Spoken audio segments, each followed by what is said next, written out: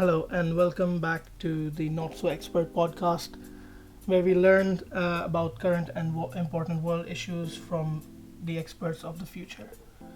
The topic today is this sad one, and it's really horrible that we even have to talk about it, but it is important that it needs to be spoken about.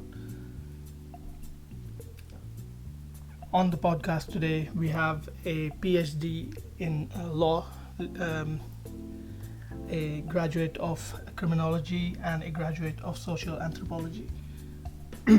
We are discussing the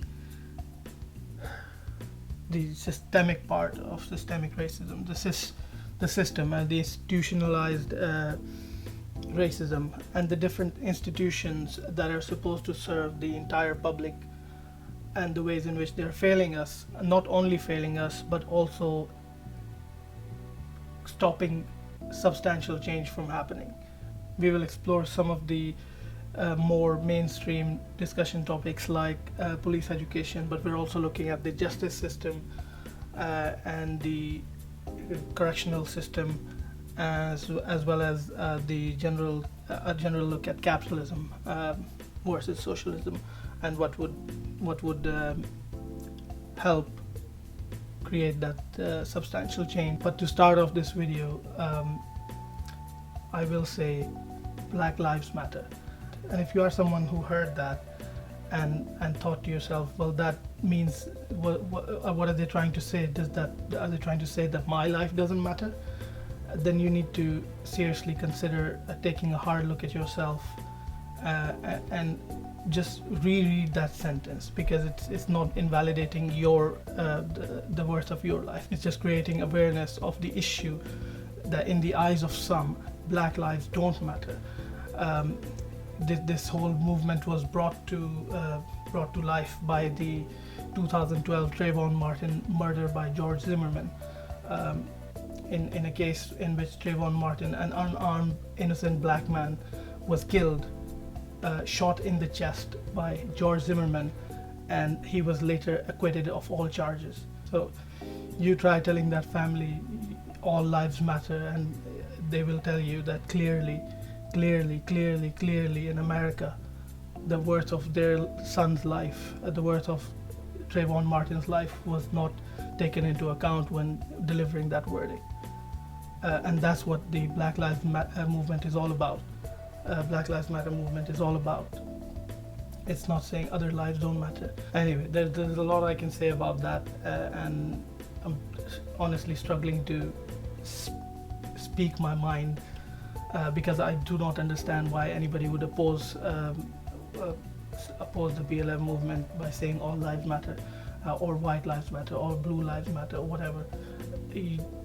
Whoever's saying that just doesn't understand why BLM exists, and please just reconsider reading that statement and understanding what it stands for.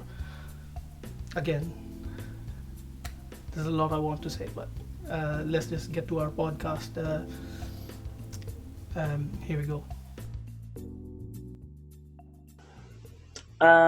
So I'm Ryan. I did my master's in social anthropology.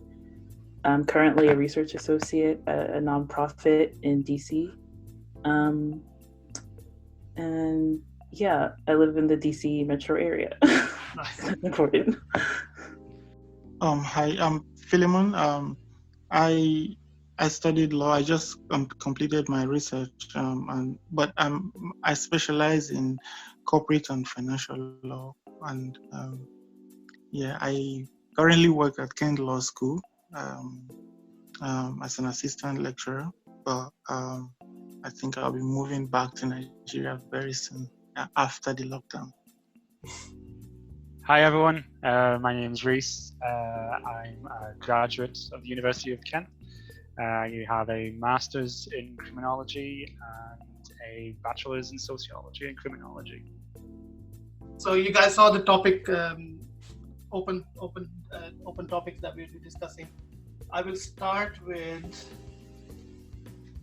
justice system, and we'll work our way the other way. Just systems that are sort of creating a shield around themselves while creating a breeding ground for racism and enabling discriminatory behavior. So we'll sort of explore that, and we'll look at what's making it continue, because we have cases come up over the last many years. There's a lot of protests about it, but like nothing significant changes. That's because the system is built around this kind of behavior. The systemic racism is called systemic racism. So let's explore what's failing in that area. So I think, Phil, you'll be best placed to comment on the justice system, and does it need regulation? Does it have regulation?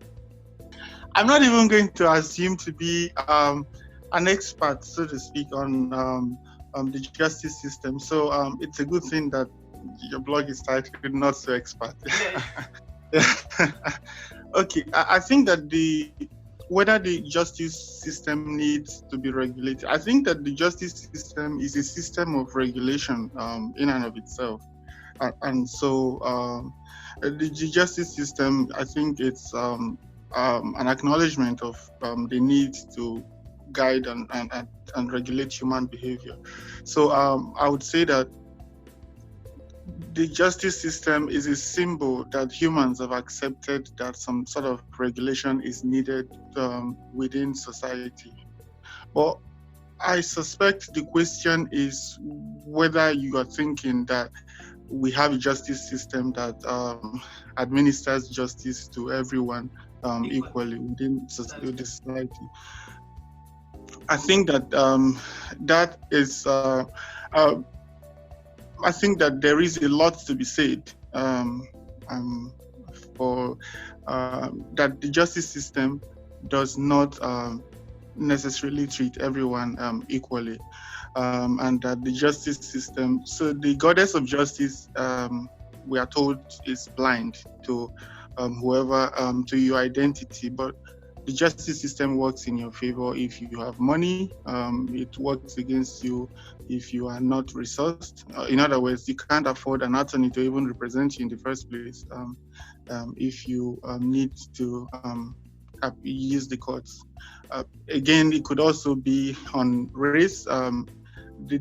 But again, that takes, I don't think that there is a lot of evidence out there that judges can also be biased based on racial factors, based on gender preferences, their personal politics, and a whole lot of issues like that. So, yeah, and those issues, I think that they are acknowledged widely.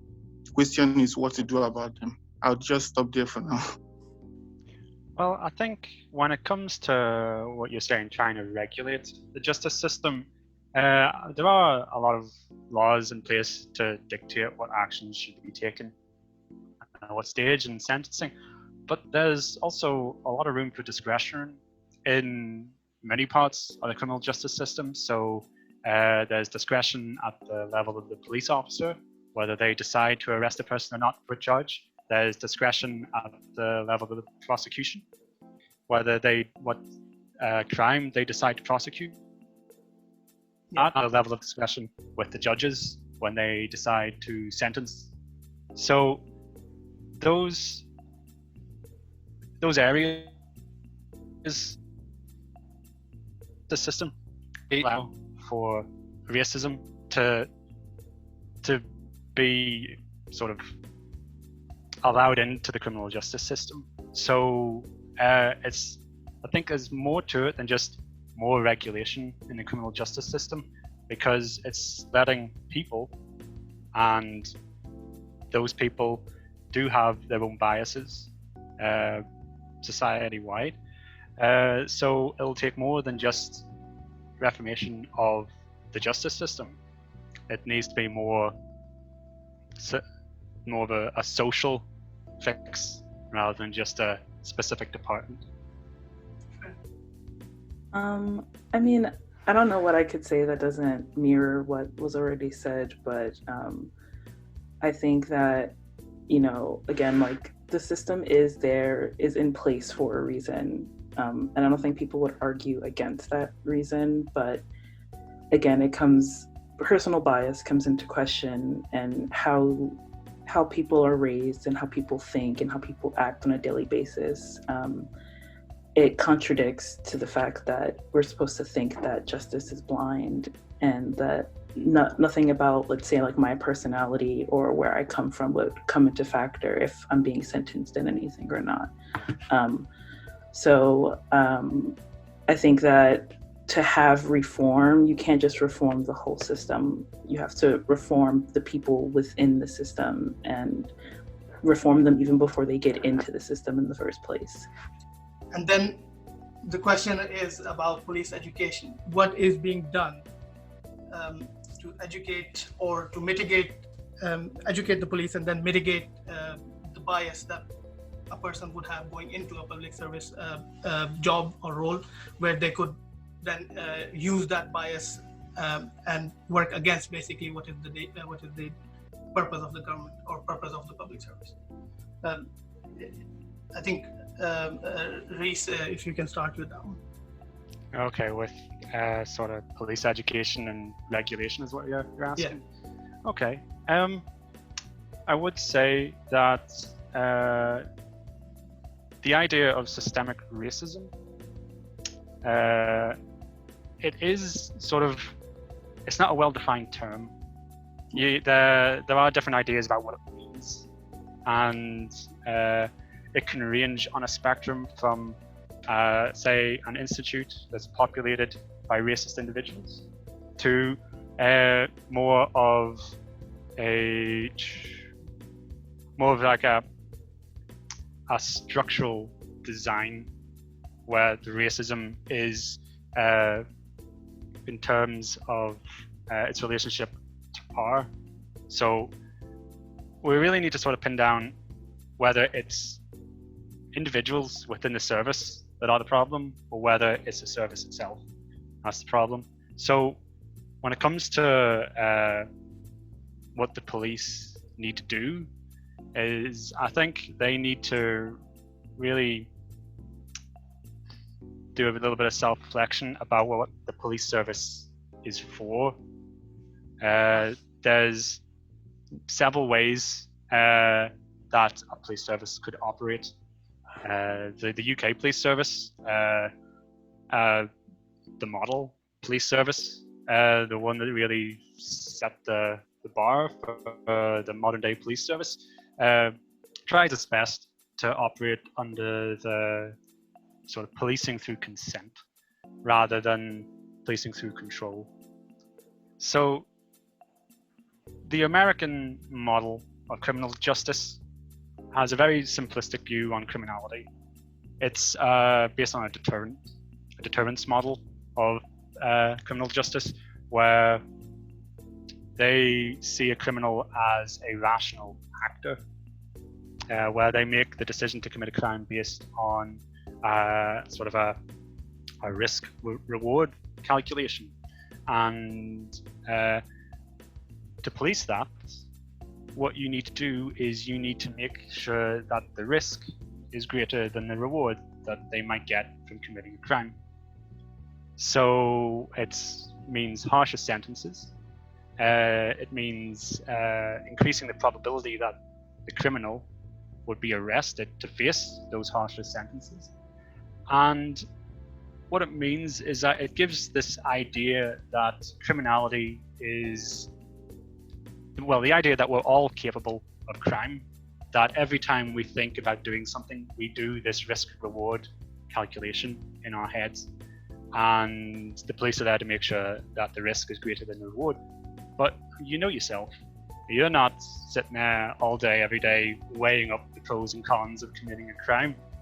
You're not committing a crime, not because you wouldn't benefit from it, but because it's the right thing to do to not commit a crime. And policing through consent is where the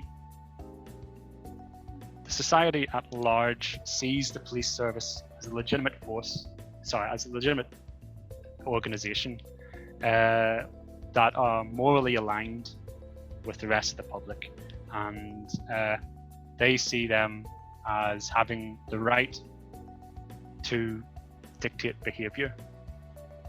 So if they lose that moral alignment, they've lost the consent that they need to police. And I think the American system has gone too far to the deterrence model and forgotten that the people they're trying to serve and protect are moral creatures rather than rational creatures. And a heavy-handed police service is not the best way to prevent crime or protect the people. Yeah, I agree. I think the police system here is extremely flawed, not just in how they police, but how they train police officers to police. So I think right now to train to be a police officer, I think it's like 6 weeks, something like that. And when you think about it, a semester at university is 10 times as long.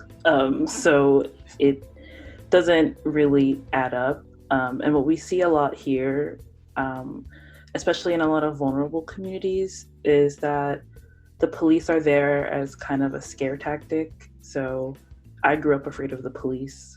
I'm still afraid of the police because that's just where the environment that I was brought up in. I see them as a group of people who are just here to bully people who look like me, or people who are darker than me, or people who are non-white, in a sense. So I think the system here is extremely damaged, and I think it's been like that since police were first formed, right during slavery. I mean, it's just always been the same. Nothing has changed, and I think that's one of the biggest issues here, at least. Like, I can only really speak for the U.S. And it's extremely flawed, and that's why we keep seeing a lot of Black people being killed, and everything is just the product of the environment that we grew up in, and how the police don't see us as people. In a sense, they see us, they're othering us. It's not, I'm arresting this person because they did a crime and I want them to be better. I'm arresting this person for doing a crime. I want them to pay for that crime in whatever way, the harshest way possible. Actually, just on the history of, we say, the racism of the police service, I think it's just important to note that several police services in the US, particularly in the southern states, actually started off as slave patrols when there was slavery, and then when that was abolished, they moved on to enforcing Jim Crow laws, and then from there they evolved into the police service you see today. So there is a direct link from the police service we have today to those slave patrols. Yeah. Grim. That is really grim. Phil, again, I know this is not your area of expertise, but in general law, or in general legal terms, we see a lot of the police officers when they're caught for doing something wrong or immoral or something of the sort, they constantly or seem to receive much more lenient sentences than would be a member of public. Isn't that morally wrong? Isn't that maybe held to a higher standard? Right. Just to pick up quickly on something that Reece said earlier about policing by consent, and the idea that, for example, here in the UK, where you expect to look at a police officer and feel safe, that they are there to keep you safe, and also and then to contrast that with what Ryan said about being afraid of the police. I just want to bring in some developing country context to this, since I grew up in Nigeria, and the police every police station you go to in Nigeria has this bold inscription: the police is your friend. But no one really in Nigeria considers that the police is their friend. because the sort of abuses, and that's the thing, the United States stands out in the West as one country whose policing mirrors what happens in several dictatorships and developing countries. And of course, we understand that now because of the link with slavery, segregation, Jim Crow, and mass incarceration and all that. So in a way, when Ryan uses the word flawed, I don't want to sound a bit too cynical, but I feel like perhaps the police is working just as fine as it was designed to operate, rather than a flaw. But it's a good thing that we are coming to this reckoning, and that recently we've seen this massive protest that one hopes brings about genuine change. Fingers crossed to see what happens from going forward. But to come back to the point you made about why it is difficult to hold the police accountable, I think the number of things. For example, in the US, I understand that police unions are quite strong, and they are quite strong, and so sometimes when an officer is dismissed, they still do have these internal appeals processes that can take so long time, and oftentimes police officers who were fired could still be reinstated into the service. So it's difficult to sack or to dismiss bad cops. That's one problem. Another one is the jury trial. You may have seen counter protests to Black Lives Matter, where you see Blue Lives Matter and all of that. You look at the criminal justice system, and sometimes we look and we equate democracy and fairness and all of that. But if democracy projects the view of the majority, then again, that can also that can actually feed into the way the jury operates, for example. So if you have jury members that value the police officers, that consider them very the good guys, so they will be very skeptical to cases against them, and oftentimes it's the juries that acquit people, and the juries are members of the community, drawn from the community as well. So I think there is need to ease the union, to fight back against the unions, to make it easier to dismiss bad cops. That's one. In terms of the training that was mentioned earlier, Ryan did talk about how it's 6 weeks in the US. Another thing is how they are trained. Many of them are trained as combatants as well. And I understand that is not completely unreasonable in a country where most people have, weapons and guns and all of that. So, but again, I think that there needs to be that such deep considerations overall. All of you touched on different aspects of it, but the key point is that the process by which employ people into these kinds of positions should be held to a stricter standard, where you're able to take out the people who display biases. And if a training period as short as 6 weeks, or in some countries even shorter, or not thorough enough, is leading to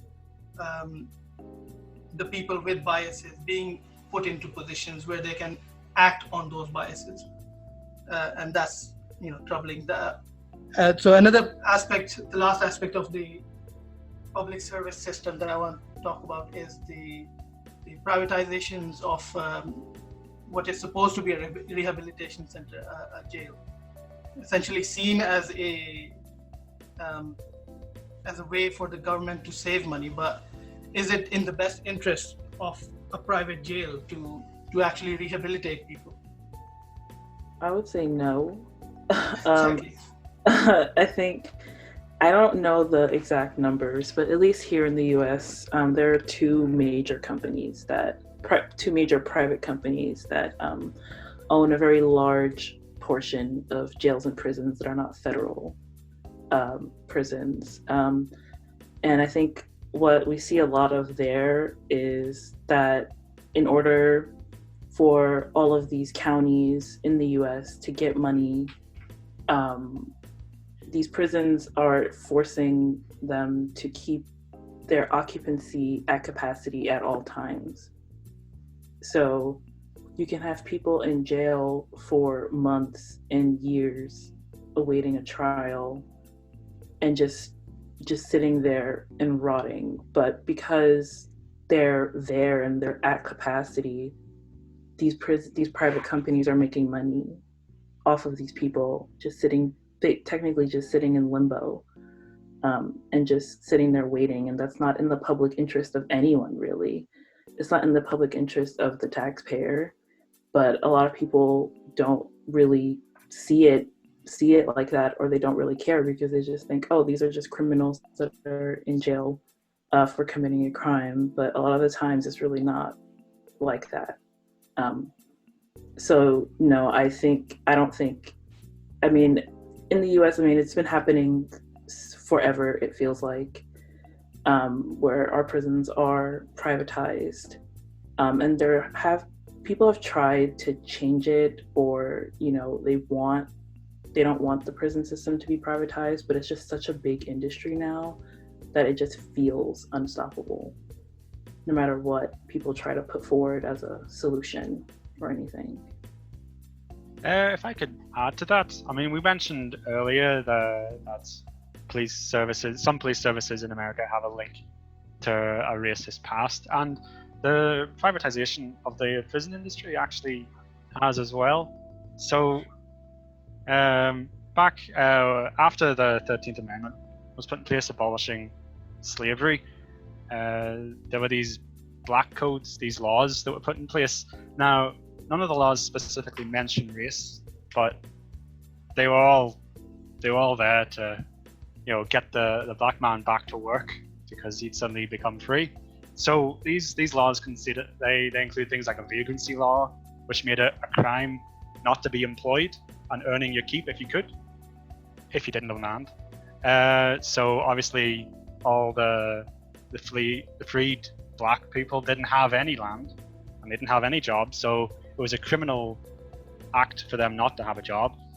There was contract laws, which meant that to have a job, they needed to sign a contract. And there were non-compete orders within the law, so it was illegal for another business to bid for the contract of the worker. So once they signed that contract, that was it. There was debt laws that meant businesses could purchase the debt of a person and get their labor to pay it back. And then finally there was the criminal leasing laws, which meant that if they were in prison, they could be leased to a business to work off their sentence. So that's sort of the image of the chain gangs that you have. That's them leasing them out. So all those laws eventually were found unconstitutional, but the leasing law was never challenged. Well, it was challenged. It was never deemed unconstitutional, and that sort of evolved into the prison industrial complex we have today. And it is a hugely profitable business. Let's be honest here. They're paying the people pittance for their work, and they're raking in millions. So it's in their best interest to keep the prisons producing and keep people populating the prisons. Right. We see that sort of more emphasized, of course, in some countries, but it's sort of all over. Wherever these kind of public institutions, which are supposed to be rehabilitating people, are actually going ahead and being privatized and run as businesses, for-profit businesses. It's good to understand like the whole system, rather than, is based on a very unethical and immoral background. I'd like to add that like the British prison system was sort of mirroring the American system when those laws were put in place. So we were in the process of privatizing our prisons. We actually took a step back from that when the abuse of the system by those private organizations came to light. Britain actually took a step back and saying, hold on, we're actually going to stop privatizing this. So for a long time, we did have state-run prisons, but you're right in saying that the prison industrial complex is making its way back into the UK. I think there have been several bids for building prisons already from American companies. But you mentioned that there are some organizations that are trying to shut down the American prisons. You might be interested to know that one of our own graduates from University of Kent is actually a member of one of the grassroots organizations that are trying. So his name's Jordan Mazurek, and he is a member of the Fight Toxic Prisons campaign. So I wanted to just add that again, because the people I've heard a few people, mostly on the right wing, push back to say that, well, for example, the protesters have been one of the key points they've been pushing is to defund the police. And usually when people speak about prisons and all of that, people say that, well, they are in prison because they are criminals or they've committed a crime. I think I saw this documentary not too long ago, 13th, and it says about 97% of inmates are there awaiting trial, not awaiting trial, but have actually not been convicted, but got in through by means of plea bargain. So So my point is, one way to also to perhaps reform the system, because it's going to be difficult to just shut down the prisons at the moment. There's a lot of lobby and industry lobby and all of this, and also politicians who are really invested in it. So perhaps is to, I think the answer is obvious. More legal aid, let people go to trial. Many people will be acquitted if they were able to go to trial. Also, I think that it might be possible to have charities or funds that help pay off fines, because some people are also in prison because they can't pay off little fines, So a lot of people have lost their freedom because they can't afford a few $100 or a few $1,000, and they are in those places. So we need to find a way to, take away that incentive in the business model, and because if prisons are not getting that stream of constant inmates being thrown into jail simply because they can't afford defense attorneys or to make their case, their defense in court, then the business will be flourishing and the incentive to invest in prisons will be there. So I think that one way to do it is to also make sure that whoever ends up in prison at least committed the crime they are there for.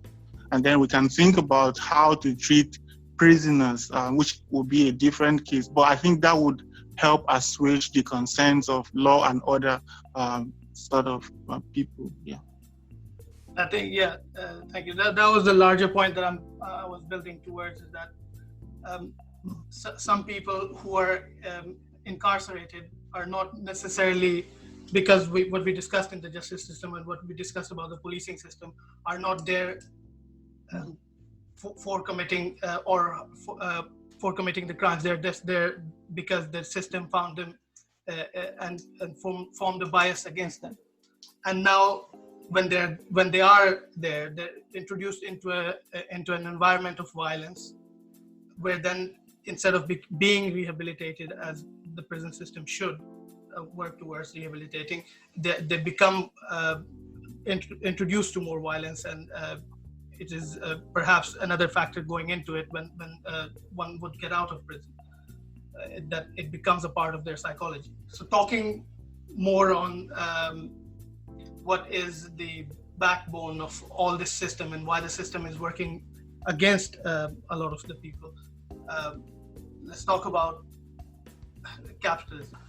Is capitalism sort of feeding present-day racism still? I think that capitalism has, brought a lot of prosperity to people across the world. It has lifted a lot of people out of poverty.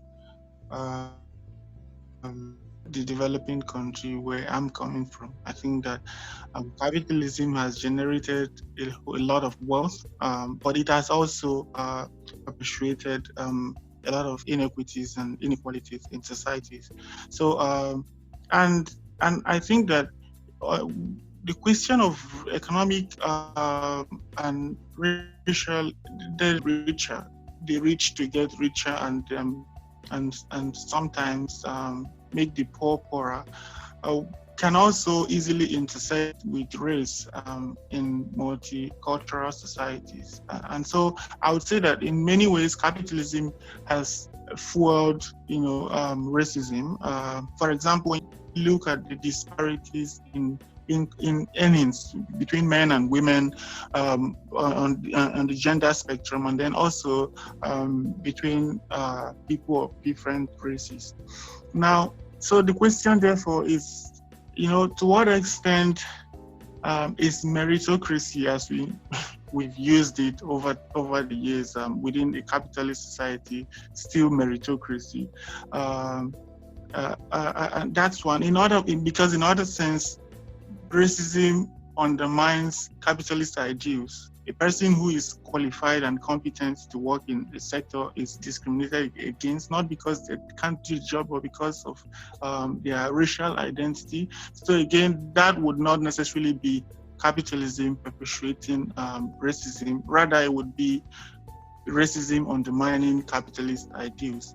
But as we've looked at in the prison industrial complex, we can see how ways that companies that should be advancing the cause of equality in society and fighting injustices are invested in those injustices that they did not necessarily create but benefit from. And so in that way, you could say that capitalism furthers or fuels racism and discrimination. So you have perfectly good guys who are creating things of value in society, but for some other reasons also benefit from the structure of society. And so in that way, I think that capitalism, will have bear some responsibility.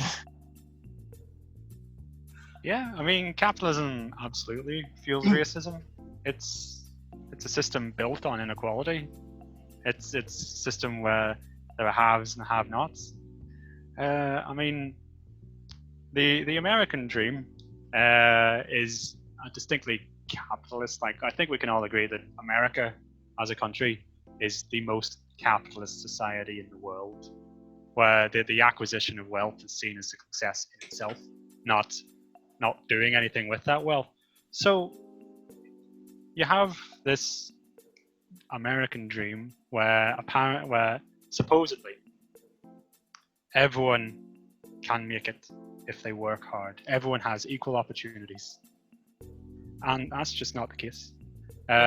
You can promise everyone that if they work hard, they'll be successful, but if you don't then give them access to those same opportunities and institutions that other people do have, they're not gonna, doesn't matter how hard they work, they're not gonna succeed. And that's the structural reality of capitalism. Like, not everyone is going to have the same access, and not everyone's gonna get the same result if they work just as hard. So yeah, capitalism absolutely fuels racism. Yeah, I agree. I think we can see it a lot more now, especially with COVID going on. At least here in the US, a lot of people, working from home and doing all these things, but a lot of low-income populations work service jobs, and those service jobs, you can't work from home. So those people are going to work while everybody else stays home, and they're more at risk of getting sick or more at risk of losing their jobs because businesses are closing. But once those businesses close, or once people go on furlough, or if anything happens, they lose their health insurance. And that health insurance is tied to their jobs, which is tied to capitalism. So low income populations are dying from this virus because they just don't have health insurance. I didn't get health insurance until like a month ago. So it's like, just because I got a new job a month and a half ago. So it's like, it just, the system itself is, I really don't know how to explain it outside of like my personal experience, right? But it's this thing of like, well, I don't have a choice but to be involved in the system. I can't just not work. I can't just not eat. There's no way, no matter how anti-capitalist I am or how anti-capitalist I want to be, I just have to participate in the system, not just because I want to pay rent or I want to do things, but for my personal health. And I think that's, at least here in America, that's where a lot of the issues come from. Because a lot of people here, a lot of working class people are very anti-capitalist. And, we understand the system plays off of racism, it plays off of inequality, but we have no choice but to participate in it at the current state of the country. And like Reece said, we are the most capitalist country on the planet, I think. And it's very evident in how everything is playing out with COVID, in the very least, where you see like people are dying, but stocks are going up. It doesn't really make sense. It makes sense to the system because that's how the system works and that's how the system is built. But on a moral standpoint, it's just not fair. Just to quickly say something about how another way that capitalism perhaps fuels for racism is the psyche. So you have a system where everyone thinks that it's a zero-sum game and we're all competing against each other. That sort of deprives of people of the empathy and for other people, and so it's this idea of winning and so if you make money, like Reece did mention earlier about the acquisition of wealth in and of itself is seen as success rather than what you do with it. So people, for example, are unlikely or unwilling to take a stand against racism if it's going to impact their career. For example, Colin Kaepernick, the baseball player, in the US, and taking a knee, he lost his job, he became radioactive, and there's no place for him in the whole league anymore. I think he's becoming more popular with the recent George Floyd killing, but you saw how he lost his career because he took his stance against racism, and that's one way that capitalism works. The other point I want to quickly make is in terms of the working classes. You think we say that a lot of Ryan did mention how a lot of working class people are anti-capitalism. And that's why I said sometimes, yes, capitalism does fuel racism, but some other time racism undermines capitalism or it undermines the interests of the collective interest of working class people. So for example, working class white people, when they're pulled together with Black people, for example, in the United States, should be able to move the needle on policy. But because of racism and the idea that, okay, perhaps the racial discord or disharmony is stronger than the economic ties, so people are willing to reject health insurance if it will benefit the other group. And so I don't know if that is capitalism working or capitalism working, for example, or whether it's racial racism or racial discourse undermining the workings of capitalism. I'm not quite sure about that. But Bernie Sanders, Elizabeth Warren, these were all people who were saying healthcare for all. But even within amongst African American voters, those ideas did not fly. Maybe they bought into them, but the African Americans overwhelmingly supported Joe Biden. So, and I was here watching the debates and everything, and I'm thinking to myself, African Americans more invested in capitalism than the other groups, or otherwise, why would they reject healthcare for all if it benefits them the most? I've heard arguments that perhaps they don't think those ideas can win and that's why they don't go for them. But in a way, perhaps it's also the conditioning of the mind by capitalism. I don't know. One of the issues is not only is America the most capitalist society, but there's also a very strong focus on individualism, in that you make it yourself. It's up to you. You don't really get help from anywhere, and if you feel it's your fault, if you succeed, it's you as well. So when it comes to supporting others, they don't see it as a structural problem. They don't see the systemic bias. They just see a group of people that just aren't working as hard and deserve this social position that they're in. Yeah, that's a really good point that I would agree with. I think a lot of people here, when Medicare for All first really started to take off as some type of viable idea, people were saying, well, why do I have to pay for somebody else's health insurance? Why don't they just get a job? Well, not most jobs, especially part-time jobs, which is what you really find, depending on where you're looking, they don't offer health insurance. So even having a job doesn't give you the right to health insurance. So it's a lot of people who are like, well, I did this, so why can't you do it?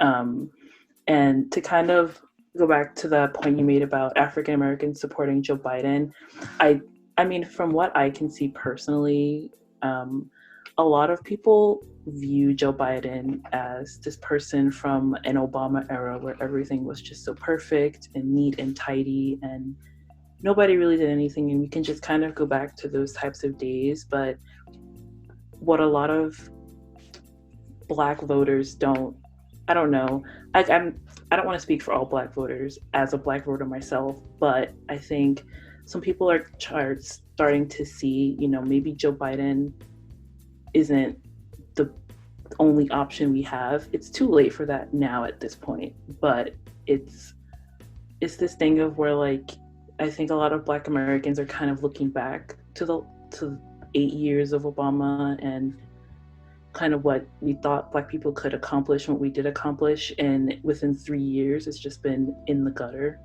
and it's just felt lost, and people are feeling hopeless, and that we just need to vote for whoever at this point who we feel have it in our best interest socially and economically and politically to help us get out of this rut that we're in. But a lot of them don't notice that we've been in this rut not just for the past 3 years. We've been in this rut for forever, since Black people first came to this country or were forced to come to this country. And I think some people are just now starting to realize that as these protests start to unfold and as all these systems, how they're all intertwined with each other, are starting to unfold, but especially for Black people, but I don't think people have been seeing it like that. And I think it's the overwhelming support for Joe Biden. Like, everybody has different political leanings. I get it. He's more of a moderate than a Democrat anyway, but I think a lot of Black voters kind of lean, a lot of older Black voters at least kind of lean towards moderate. But it's kind of just this question of, are they trying to go back to Obama era years just to feel that comfort? Or do they actually support the things that he says? Well, just to tie this talk of voting and change, back to a previous topic that we got, you were saying that a lot of black voters would vote Biden, but it's important to also note that a lot of black people don't have a vote. The prison system, the laws governing criminals and the right to vote. Now, the law itself doesn't contain any racist language, doesn't mention anything about race, but criminals for certain crimes, when they come out, they lose their right to vote. And this law overwhelmingly disproportionately affects black communities because of the high level of incarceration black people face in America. So it compounds the issue. You get arrested more, you lose your vote, you can't change the law, they make more laws, you get arrested more. It's a cycle. And I mean, while the law itself doesn't mention anything about race, it is an example of systemic racism that we were talking about earlier, in that it's not overtly racist, but its effect is racist. And I think it's, when it comes to America, trying to figure out what is systemic racism and what's not, they actually have a different definition than the rest of Europe. So their definition requires a discriminatory purpose. It needs to be overtly racist. The law needs to have been, that we're talking about, needs to be that it was created with racism in mind. And that's too difficult to prove. Whereas in Europe, with the Convention for the Eradication of Racial Discrimination, their concept of systemic bias sort of aligns itself with the UK version from the McPherson report. It looks more at the results and the effect of that law and infers discriminatory purpose from the effect it has.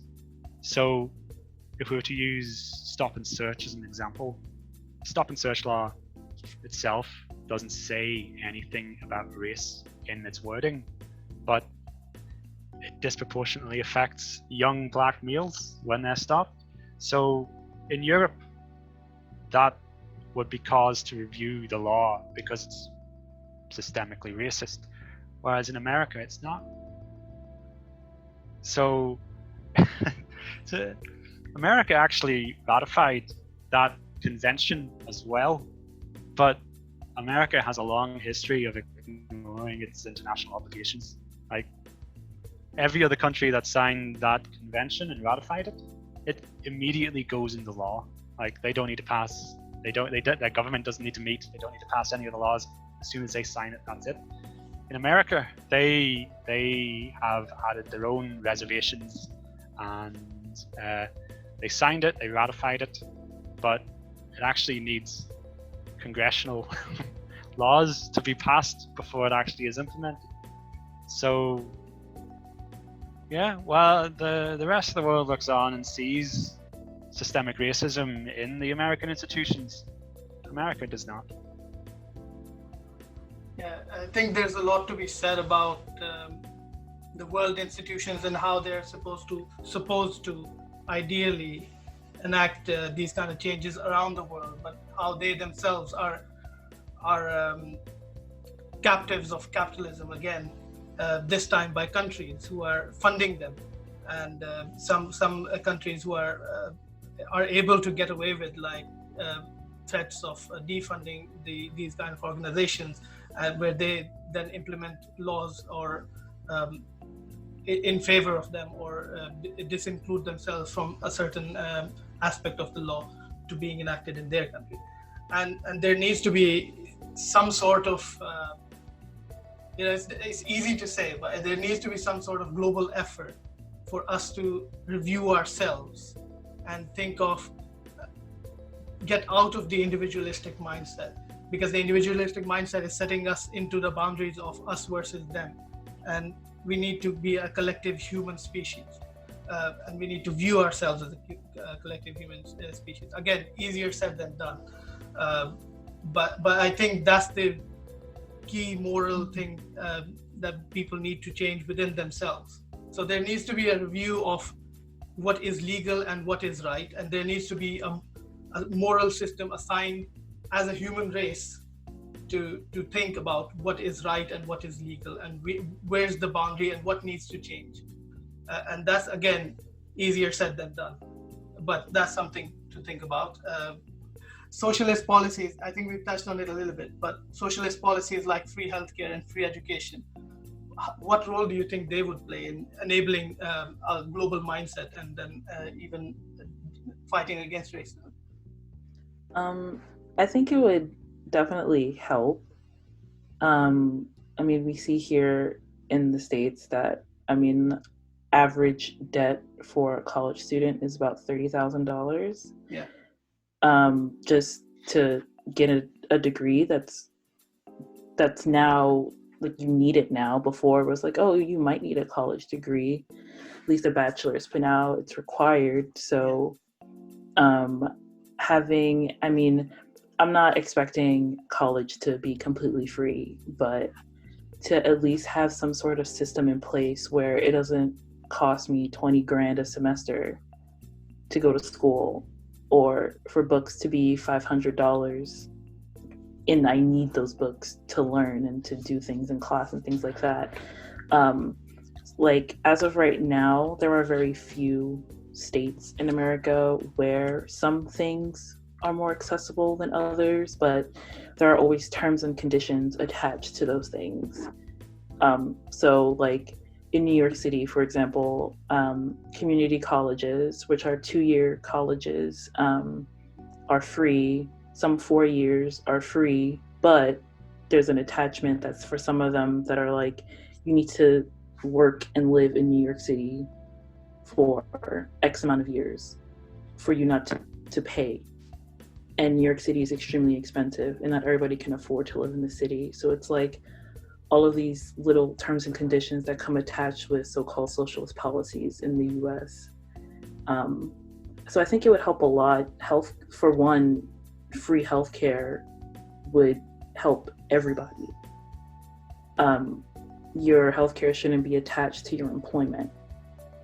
But a lot of people, again, don't see it that way, or don't want to see it that way, or think that because, you know, oh, well, I have a job and I have healthcare, so it's fine. But not everybody has that access to healthcare, right? So, yeah, I think socialist policies like those would really help elevate people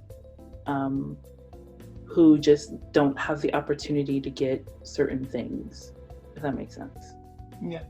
Yeah, I definitely think it would help a lot. Even with my health insurance, for example, sure, it's provided through my employer, but I still have to pay out of pocket for things. It just makes it a little bit cheaper. So, I mean, and I'm lucky that I don't pay premiums every month for my insurance either. So there's also that aspect to it too. So it's just a lot to think. It's a lot that, like, some people don't really think about that would just help low-income communities who don't have insurance. It would help them a lot, not only to avoid medical debt, but to actually get the care that they need to live. Yeah, so when it comes to these socialized institutions like healthcare and education, I agree that they would be great to improve the quality of life. But whether or not it'll fix racism, I think we're making a few assumptions about the prices and how much it costs for those services now. Now, I think the assumption that you're making is that the prices now are justified for the service you get, and that the only reason these people don't have access to it is the cost and because they're poor. Now, another way to look at it is that the price is that as a form of gatekeeping to keep those people from using those services. So it all comes back to what I said before about access to institutions and opportunities. Now, if you made those opportunities free, I mean, it would remove some of the barriers to accessing it, but from what we can see from history, they would find another way to just deny you that access. So while it would be great to implement those policies, it's not going to fix the problems that we've got. There needs to be a deeper change. I kind of actually believe that perhaps it should be seen as a question of human rights, and not based on how much you can. Basically, shouldn't be a function of how much you have, but again, we do know that someone needs to pay for that, and I think that many people are open to paying higher taxes. If it means, getting better healthcare services, education, and all of that.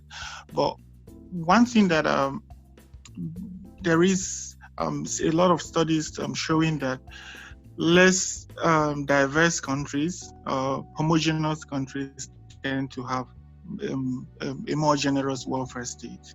So, and that comes back again to the sort of fractures, the social fractures among different groups in society that we talked about. The more diverse a country is, the less generous its welfare system would be. Canada is next door, it's just next to them, and Canada has this sort of system, the universal healthcare.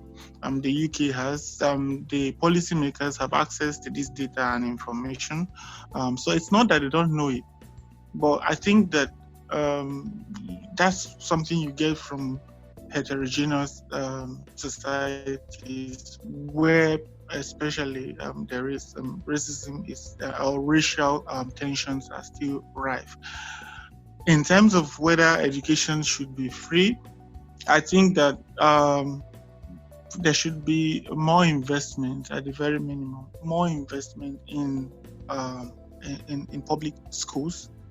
So that those who cannot afford, but I wouldn't be for abolishing private schools, as some will go as far as they say. So if the public schools are good, if you want, then you can enroll in the public ones, and if you can afford it, then you can go to the private. I know that some people argue that the existence of private schools reduces the incentive to invest in public schools, especially because the leadership class mostly come from the private schools. But I think fundamentally that there needs to be some more spending. Now, politicians always say we don't have the money for that. I think the US particularly has a lot of money. It's one of the few countries that still print money, and actually it also spends a lot of money on wars abroad. And so some of that could be, channeled into this. Now, to just briefly touch on the point Reece made about whether, universalizing these services will fix the problems. In the UK, for example, having the it does help a lot of people from poor backgrounds and a lot of people, Black and minority ethnic groups as well. There is still such a thing as a postcode lottery in the UK, where the area where you live determines the sort of access you have to healthcare services. But that base is generally a better starting point than what you would have, for example, in countries where there isn't that. I've seen a video of a woman who cried because someone called 911 in the US, because apparently you have to pay for ambulances in the US. So having the NHS will not fix it. There are people who live in Kensington will probably have access to better healthcare services than if you were living in some part of the northern part of England. But we do know that at the very base, you have something to fall on if you get critically ill. And so there is an argument for revolutionizing the system, and then there is an argument for incremental progress. I think that to make the services free, a lot of fiscal changes will have to occur. It's contingent on a whole lot of other issues. So, for example, to make the services free, we have to commit to some deficit spending, perhaps on the fiscal level. We have to commit to higher taxation for the rich, because the government will need to have the money to finance those services as well. And now when you bring the question of COVID-19 and the economic problems that we are facing now into that, it makes it even, perhaps it could make it easier to do these reforms, or it could make it even more difficult, because then the government is saying we don't have the money to do that. On the other hand, it's a crisis that could be harnessed for very bold reforms going forward. Some things that were considered on the fringe of the policy spectrum in the past are now actually being talked about by regular people, mainstream politicians. So, for example, universal basic income was considered some deranged left-wing idea, but now it's something that centrist politicians are talking about. Whether it's going to work, it's a different thing, or it's a different question altogether. But I guess it's possible, but there will have to be a lot of other considerations. And for example, again, I think that liberals will have to take a tougher stance against immigration if we are to have a more generous welfare state. I mean, when I say we, actually, I don't include myself, because I'm a student and but the more likely, the stronger the opposition to a generous welfare state. That's a whole different topic on its own. Yeah. But more to the point of, what Ryan and you guys all discussed earlier, is that whether these kind of policies would actually enable people to take a stand against the more important issues, where they don't have to be tied down to the system anymore. And again, it comes down to that debate of racism and capitalism. Again, there's a lot that can be said about this, and there's a lot of documentaries out there. But thank you guys for sharing your thoughts. That's great. Thanks for having me. Thanks for having me. Yeah, I've learned a lot from everyone. Yeah. So, with great thanks to our panel guests, I'm sure we've all learned a few things today. I know I have. And even though that doesn't mean that we're experts on any topic, it just the starting point of maybe getting a new perspective on something that we all know and we all want to talk about. See you all next time. Take care till then.